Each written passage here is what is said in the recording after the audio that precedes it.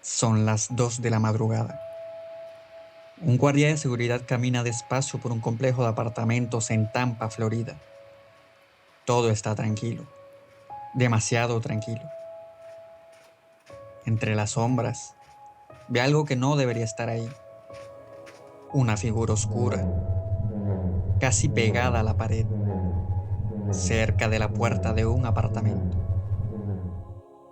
No logra ver su cara, no logra ver casi nada.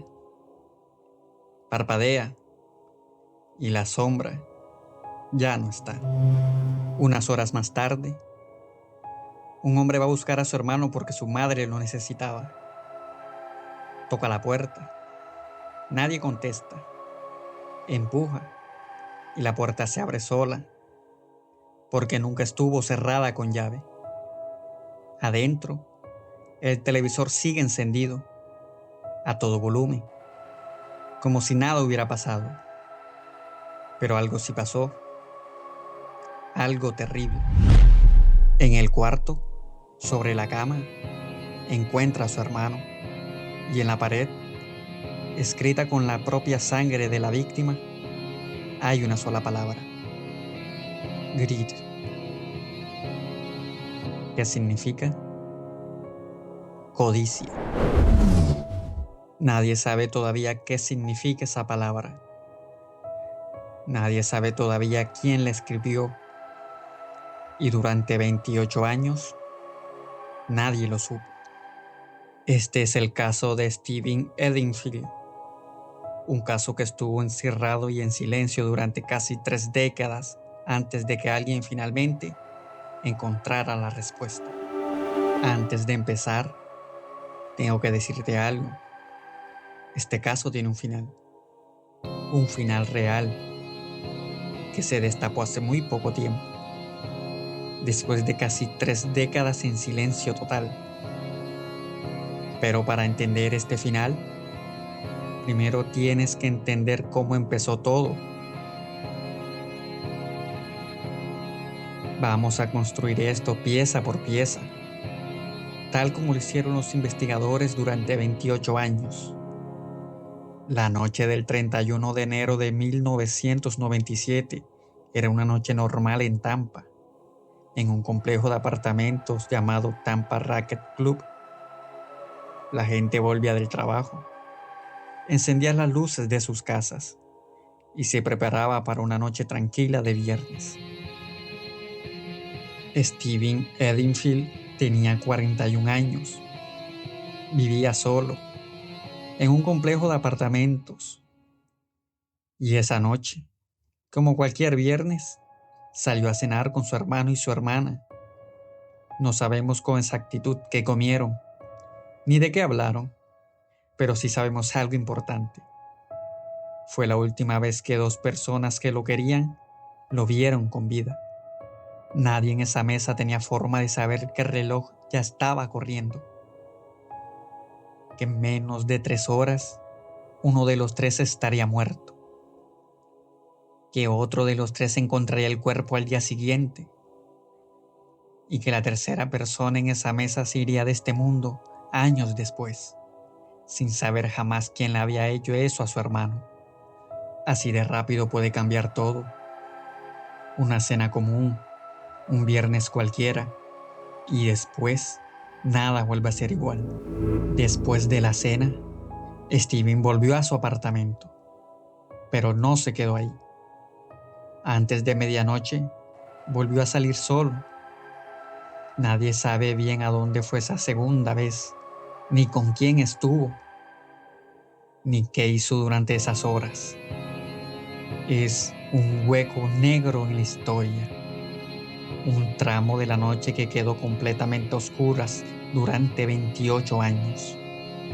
Lo que sí sabemos es que a las 12:50 de la madrugada, ya 1 de febrero, Steven regresó al complejo y en la entrada algo pequeño pasó, algo que en su momento pareció completamente sin importancia, pero que terminaría siendo una de las piezas más importantes de todo este caso.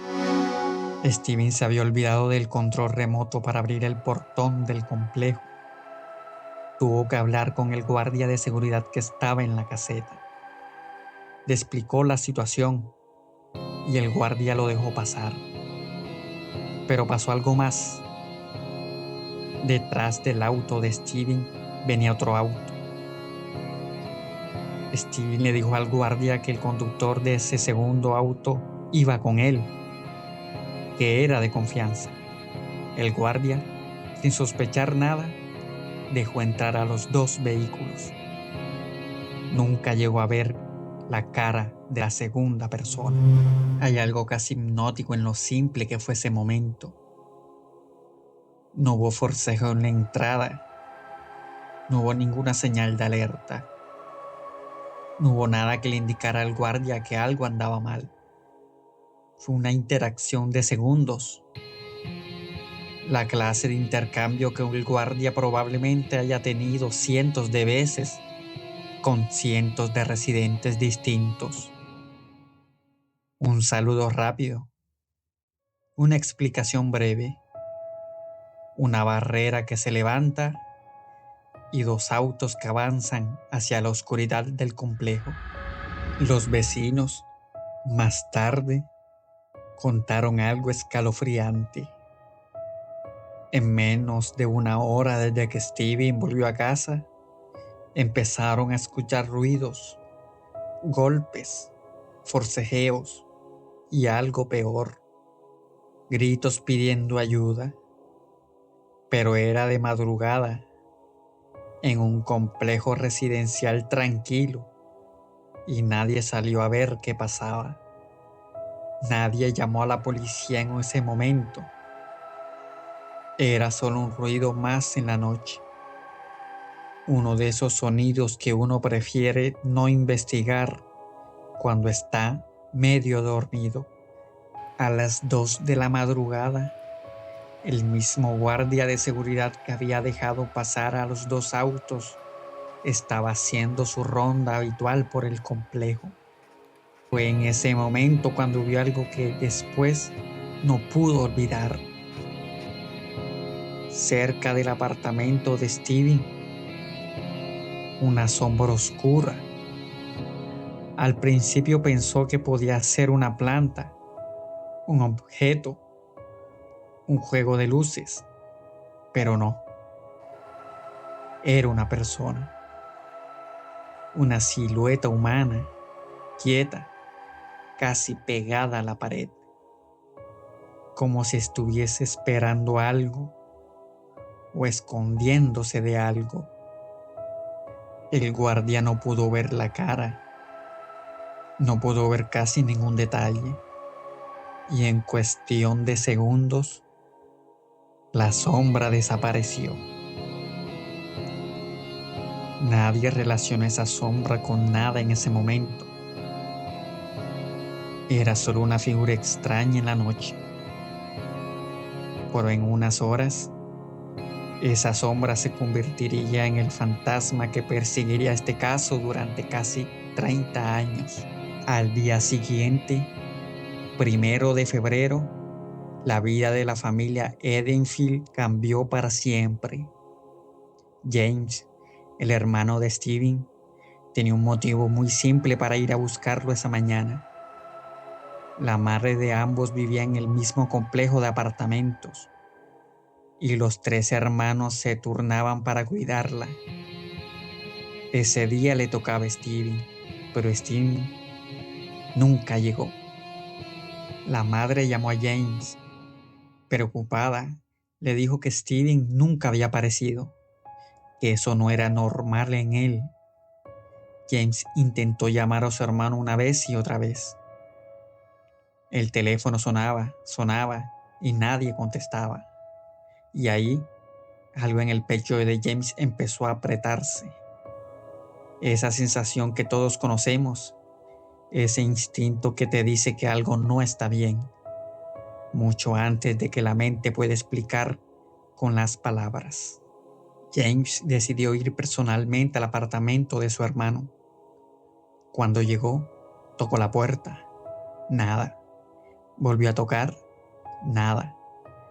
Y entonces empujó la puerta, casi sin pensarlo, y ésta se abrió. No estaba cerrada con llave. Adentro, lo primero que notó fue el sonido. El televisor y el equipo de música estaban encendidos a un volumen alto, llenando el apartamento de un ruido que no tenía ningún sentido a esa hora de la mañana. Fue caminando despacio, con ese miedo que te hace avanzar aunque cada parte de tu cuerpo te dice que no te detengas. Llegó al cuarto. Lo que encontró ahí dentro fue una escena que ningún hermano debería tener que ver jamás. Steven estaba en la cama, sin vida.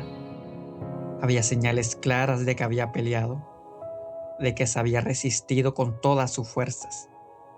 Había sangre, mucha sangre, no solo en el cuerpo, sino en las paredes, en el piso y en los muebles más cercanos.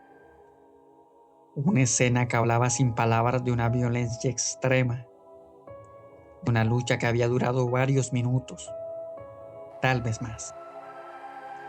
Pero había algo más, algo que ningún investigador que llegó después pudo olvidar jamás. En la pared del cuarto, escrito con la propia sangre de la víctima, había una palabra: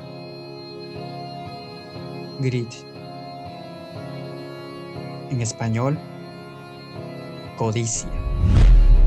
Nadie sabe todavía, ni siquiera hoy, porque alguien decidió detenerse en medio de un crimen tan violento para escribir esa palabra específica en la pared. ¿Era un mensaje para la policía? ¿Un mensaje para Steven? ¿Una explicación del motivo? ¿O simplemente la mente de alguien completamente fuera de control, dejando una huella de su propia rabia? Ese tipo de detalle no se olvida. Los investigadores que llegaron esa mañana habían visto escenas violentas antes, seguramente, pero pocas veces algo tan deliberado, tan extrañamente tranquilo en medio de tanta sangre. Los investigadores que llegaron esa mañana notaron algo más, algo que iba a complicar todo el caso durante décadas. No había señales de que alguien hubiera forzado la entrada, ninguna ventana rota, ninguna cerradura dañada, nada.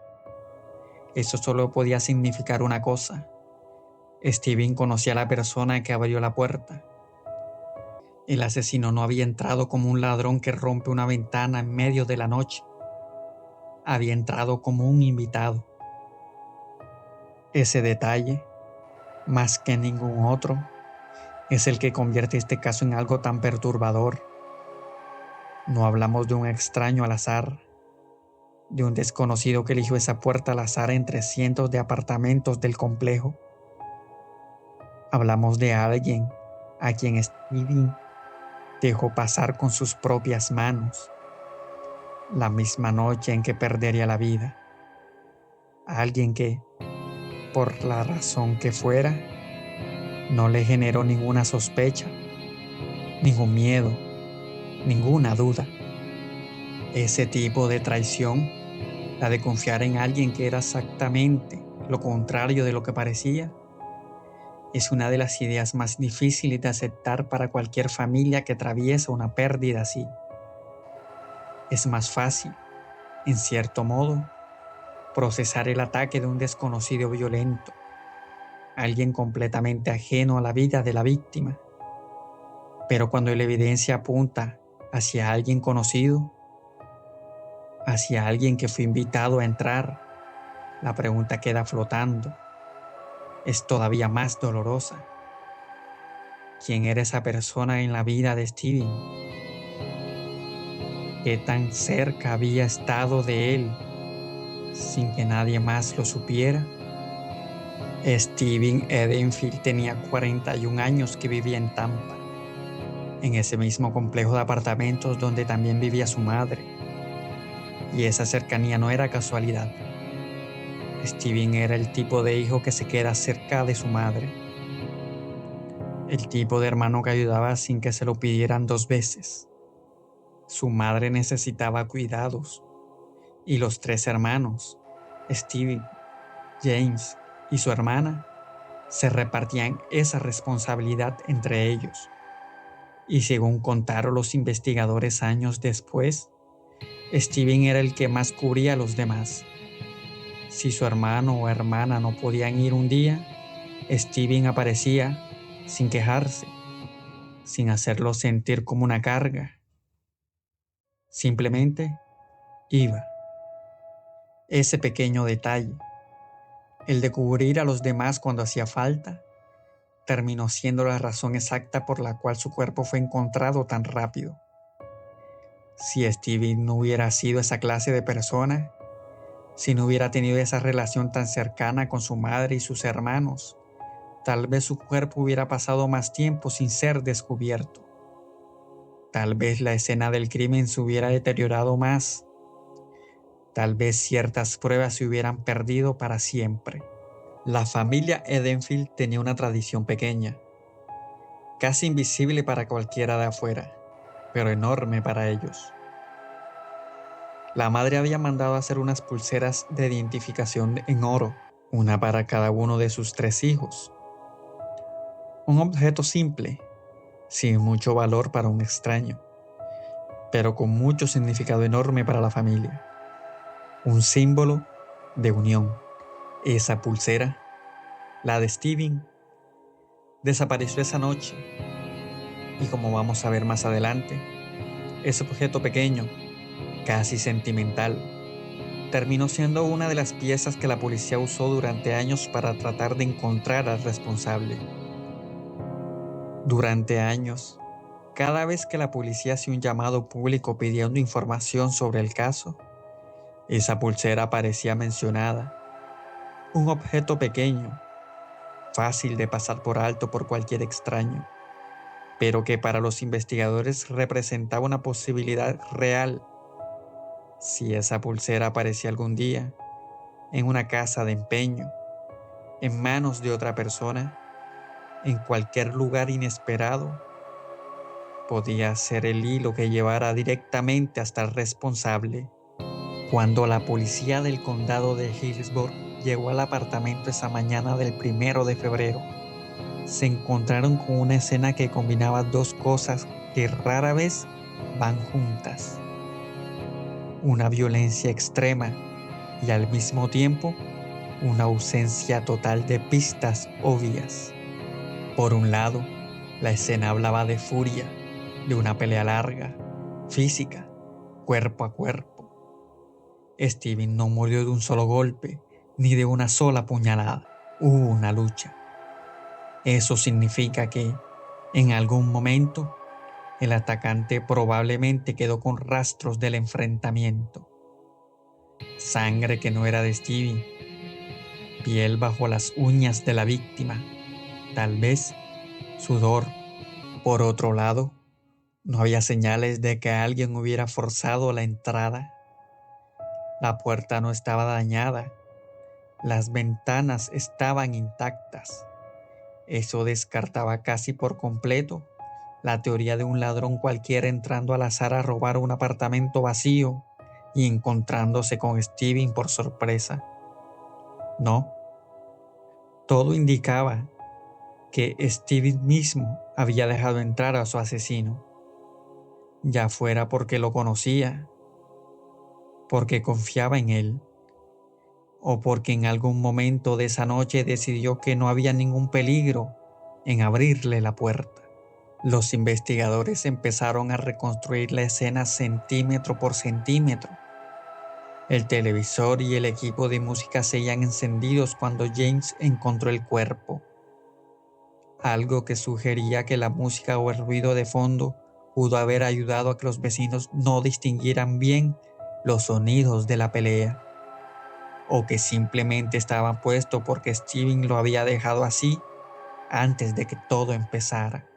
En la escena se encontraron objetos con manchas de sangre, un par de calcetines, una prenda de ropa, algo así como una camiseta sin mangas.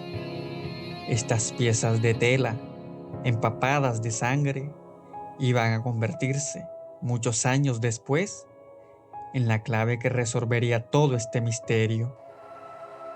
Pero en 1997, la tecnología para analizarlas de la forma en la que se necesitaba simplemente no existía todavía. Los técnicos forenses de esa época hicieron lo que podían con las herramientas disponibles.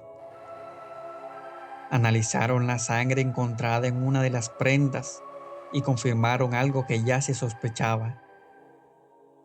Parte de la sangre pertenecía a Steven, como era de esperarse en una escena tan violenta. Pero también encontraron rastros de un perfil genético que no coincidía con la víctima.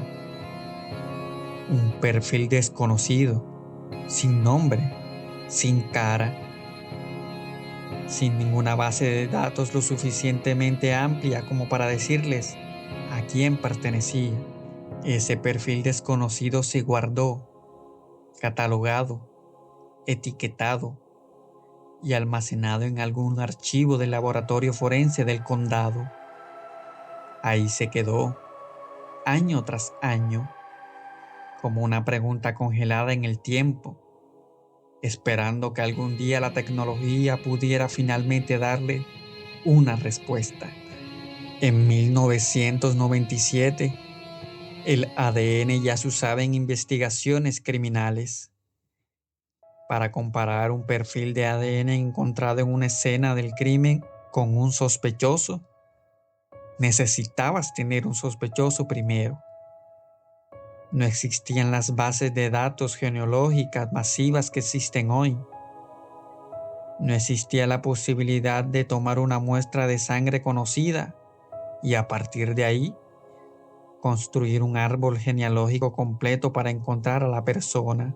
En esa época, el ADN sin un nombre asociado era, básicamente, un callejón sin salida, una pista congelada en el tiempo, esperando que la ciencia la alcanzara. Entrevistaron al guardia de seguridad, que repitió una y otra vez la misma historia frustrante. Había visto 2 autos entrar esa noche. Había visto una sombra a las 2 de la madrugada, pero no había podido ver ninguna cara con claridad. Entrevistaron a los vecinos, que confirmaron haber escuchado ruidos de pelea y gritos, pero que no habían visto a nadie entrar ni salir. Entrevistaron, por supuesto, a la familia, a James, a la hermana de Steven, a la madre. Nadie tenía ninguna razón para sospechar de un enemigo, de una amenaza, de alguien que quisiera hacerle daño a Steven. Por lo que se sabe públicamente del caso, no había ninguna historia de conflictos violentos en la vida de Steven que apuntara a un sospechoso obvio. Esa ausencia total de sospechosos obvios es, en muchos casos de este tipo, la parte más frustrante para los investigadores.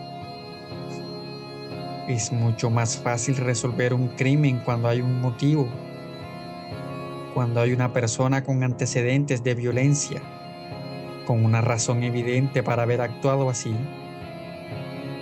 Pero cuando la víctima parece no tener ningún enemigo, cuando toda su vida apunta hacia la normalidad, hacia la bondad, hacia las relaciones sanas, la investigación pierde un punto de partida tan valioso. Y eso exactamente fue lo que pasó con el caso de Steven. Y ahí es donde la investigación empezó a estancarse.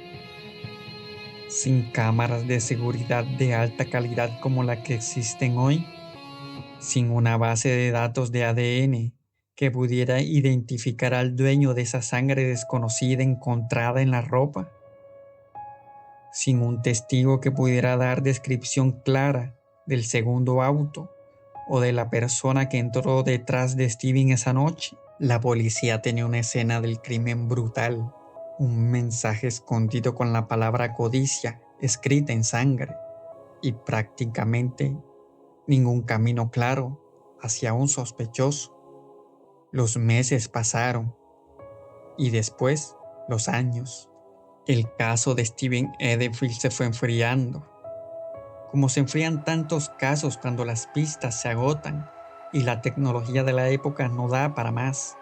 Se convirtió en uno de esos casos que llaman casos fríos, una carpeta en un archivo, con fotos de una escena del crimen brutal, con la palabra GRID escrita a mano en cada informe, esperando que algún día alguien, de alguna manera, pudiera reabrirla con nuevos ojos de vez en cuando, cada tantos años. La policía del condado hacía un nuevo llamado público. Publicaban fotos de Steven, fotos de la pulsera perdida.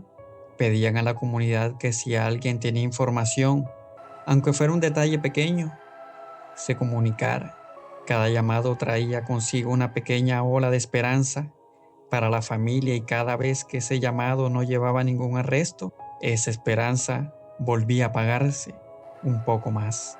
Y así, década tras década, ese archivo permaneció cerrado en algún estante de una oficina de policía, mientras el mundo seguía girando, mientras la ciencia forense avanzaba a pasos que nadie, en 1997, hubiera podido predecir. Ahora, quiero que pensemos juntos en las teorías que cualquier investigador, cualquier persona que analice este caso, tendría que haber considerado durante años, sin respuestas. La primera teoría, la más obvia, era la del robo que salió mal. Faltaba la pulsera de oro de Steven. Eso apuntaba directamente hacia un motivo económico. Tal vez alguien entró buscando dinero, joyas, algo de valor, y la situación se salió de control cuando Steven se resistió. Esta teoría explica el robo de la pulsera y también podría explicar la parte de la violencia. Si la pelea empezó porque Steven intentó defender lo que era suyo, pero esta teoría tiene un agujero grande. Si era solo un robo, ¿por qué alguien se detendría en medio del ataque tan violento para escribir una palabra en la pared con la sangre de la víctima? Un ladrón común, incluso uno que entra en pánico, generalmente quiere una sola cosa después de un crimen así: salir de ahí lo más rápido posible. Detenerse a escribir un mensaje no encaja con el perfil de alguien que solo quiere escapar con lo que robó. La segunda teoría gira en torno a esa misma palabra: greed, codicia. ¿Y si el mensaje no era sobre el ladrón, sino sobre Steven? ¿Y si alguien creía que Steven mismo había sido codicioso con algo? ¿Y si esa palabra era una especie de acusación, una explicación del motivo detrás del ataque? Esta teoría era más oscura, más personal. Sugería que quien mató a Steven no era un extraño buscando objetos de valor al azar, sino alguien que tenía una cuenta pendiente con él, alguien que quería que quien fuera que encontrara el cuerpo entendiera el porqué. Y sin embargo, la palabra seguía ahí, en cada foto de la escena del crimen, en cada informe policial, como una acusación silenciosa que nadie podía descifrar del todo. Los investigadores más experimentados en este tipo de casos suelen decir que los mensajes dejados en una escena del crimen casi nunca son gratuitos. Casi siempre significan algo que la persona que los escribió, aunque en ese significado termine siendo completamente distinto a lo que cualquiera imagina desde afuera, a veces son una forma de justificación, a veces son una forma de culpar a la víctima, y a veces, simplemente, son la manera que tiene una mente alterada de dejar una marca, una firma, un pedazo de sí misma en el lugar donde acaba de cometer lo peor que un ser humano puede hacerle a otro. Y la tercera posibilidad, la más simple pero también la más frustrante, era la que Steven simplemente había conocido a la persona equivocada esa noche, a alguien que conoció en un momento de esas horas perdidas entre la cena con sus hermanos y su regreso a casa a las 2:50 de la madrugada, a alguien a quien invitó a entrar sin sospechar nada, sin saber que estaba dejando de entrar a la persona que lo mataría esa misma noche. Esta teoría no necesita una motivación compleja, ni una venganza planeada, ni un plan elaborado de robo. Solo necesita una cosa: que Steven hubiera confiado en la persona equivocada, en el momento equivocado. Y había una cuarta posibilidad. El guardia de seguridad, después de todo, había visto 2 autos, no uno.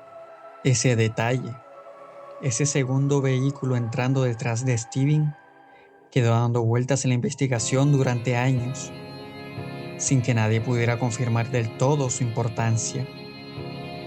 El segundo auto pertenecía a alguien que simplemente vivía en el complejo y entró al mismo tiempo por pura casualidad. ¿O era, como todos temían en el fondo, el auto de la persona o de las personas que matarían a Stephen esa misma noche? Durante 28 años, nadie pudo confirmar cuál de esas teorías era la correcta. Cada una tenía sentido en algunos puntos y fallas en otros. Y sin un sospechoso, sin un nombre, sin una cara detrás de esa sombra que el guardia había visto a las 2 de la madrugada. Todas estas teorías eran solo eso: teorías, palabras flotando en el aire, sin nada sólido que las sostuviera. El caso de Steven Edenfield se quedó así, congelado, durante más tiempo del que la mayoría de la gente puede imaginar. Mientras el mundo cambiaba a su alrededor, mientras llegaba el internet a todos los hogares, mientras nacían los teléfonos inteligentes, mientras se investigaba la tecnología que nadie en 1997 pudo imaginar, ese apartamento en Tampa, esa palabra escrita en sangre, esa pulsera de oro perdida, seguían esperando una respuesta. James Edenfield envejeció con esa pregunta sin resolver. Su hermana también, hasta el día en que murió sin conocer la verdad.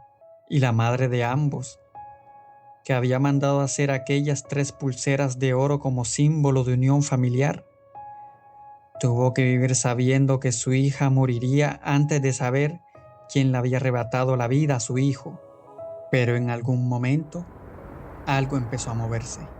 En 2022, 25 años después del crimen, la Unidad de Casos Fríos del Condado decidió volver a abrir el archivo de Steven Edenfield, no porque hubiera aparecido un nuevo testigo, ni porque alguien hubiese confesado, ni porque hubiera surgido una pista repentina.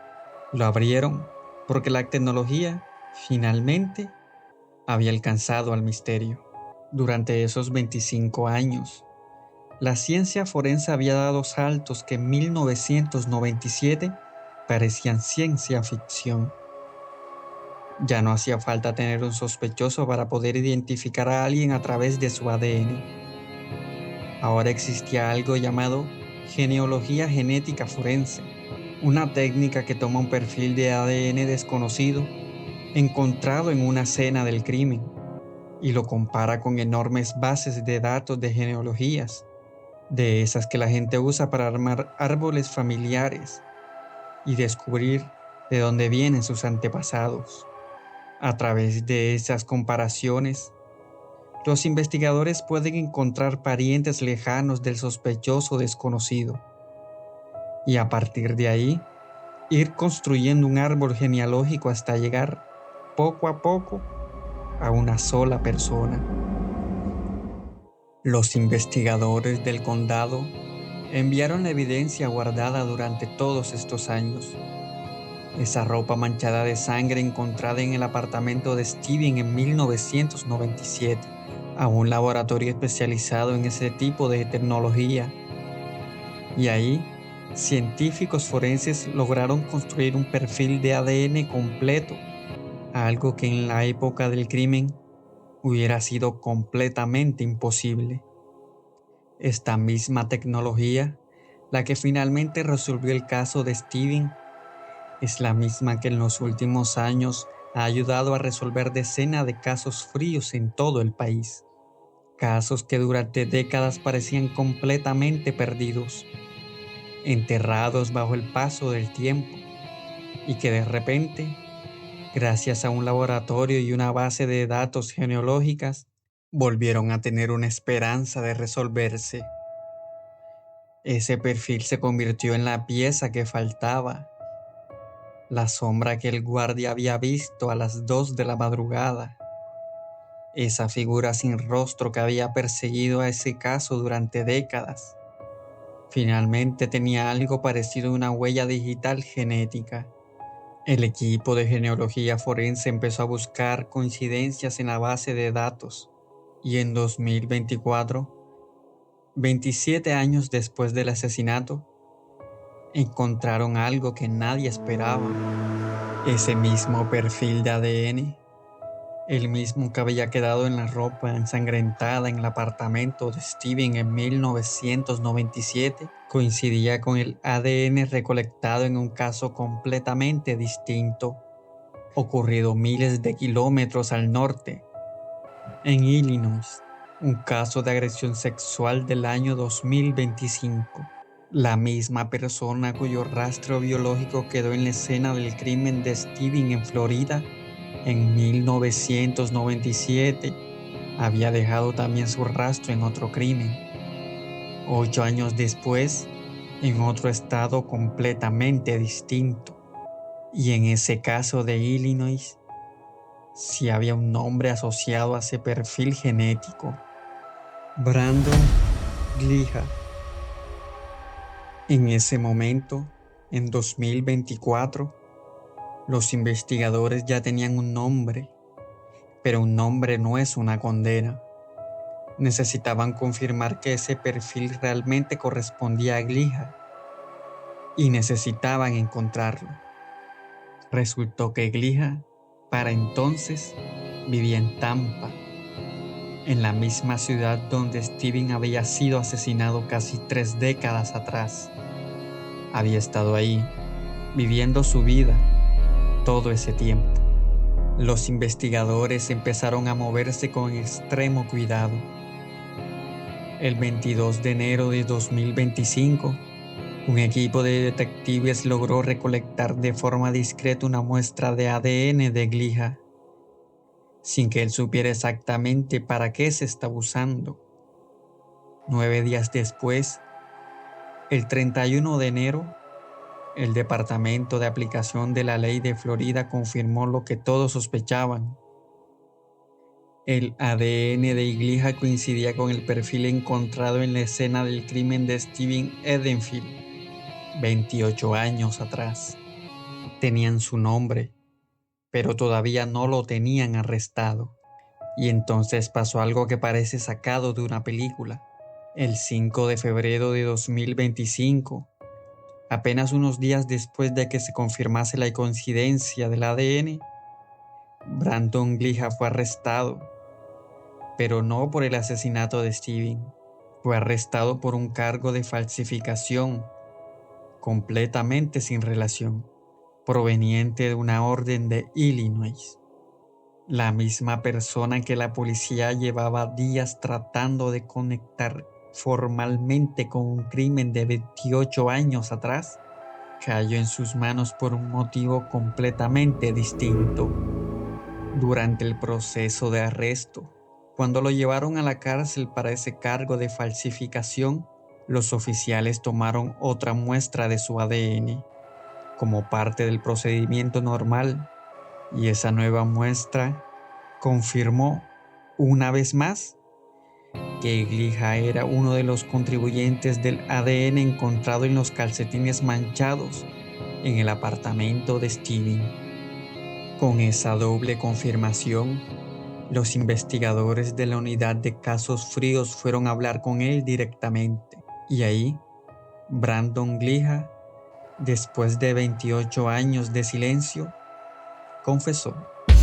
Lo que Gliha contó en esa entrevista, en muchos sentidos, es más perturbador que cualquier teoría que se hubiera imaginado durante todos esos años.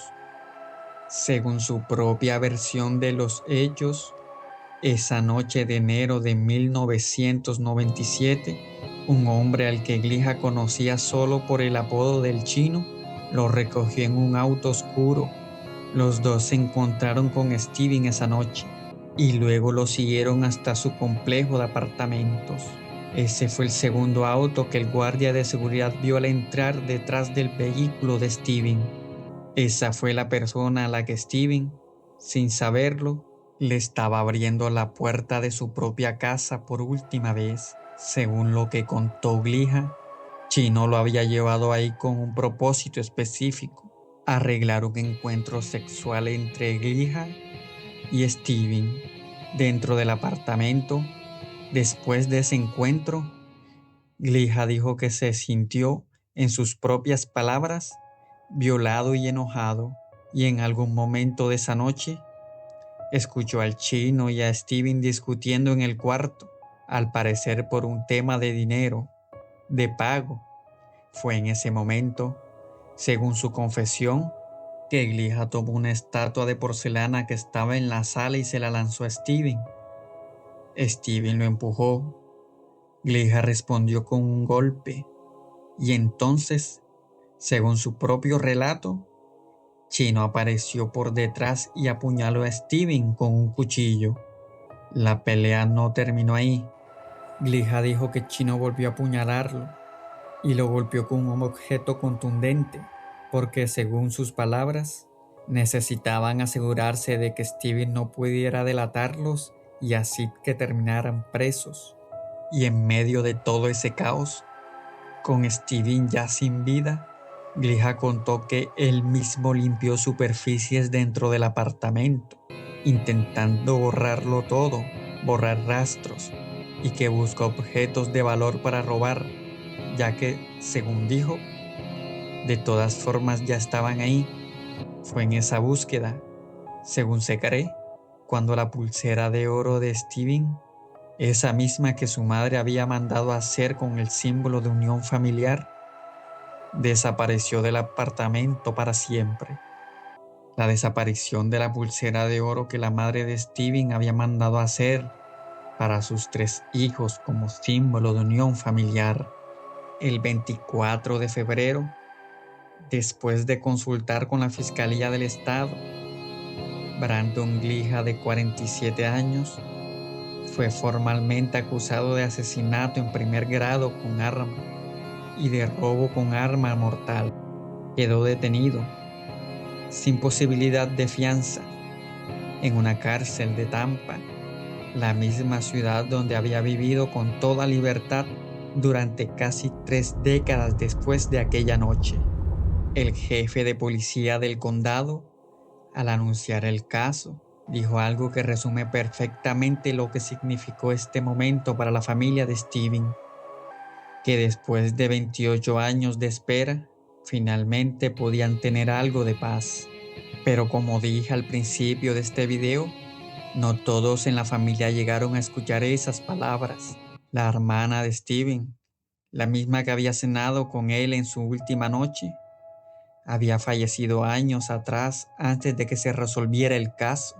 Solo James, su hermano, el que encontró su cuerpo aquella mañana de febrero, estuvo vivo para ver finalmente un nombre, una cara.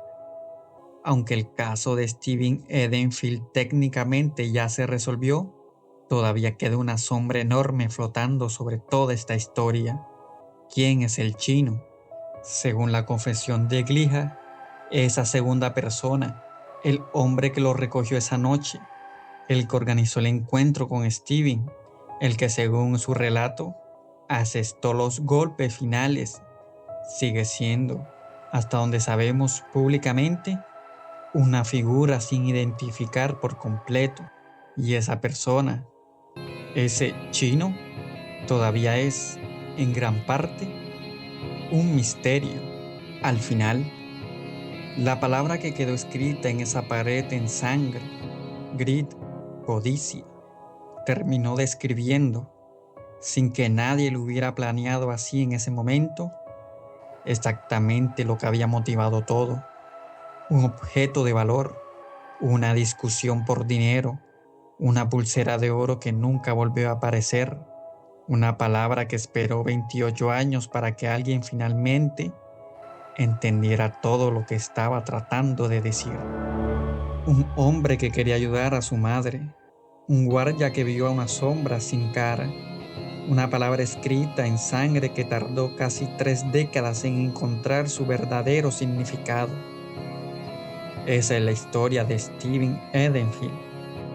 28 años de silencio. Y ahora, por fin, ya conoces la historia completa, de principio a fin.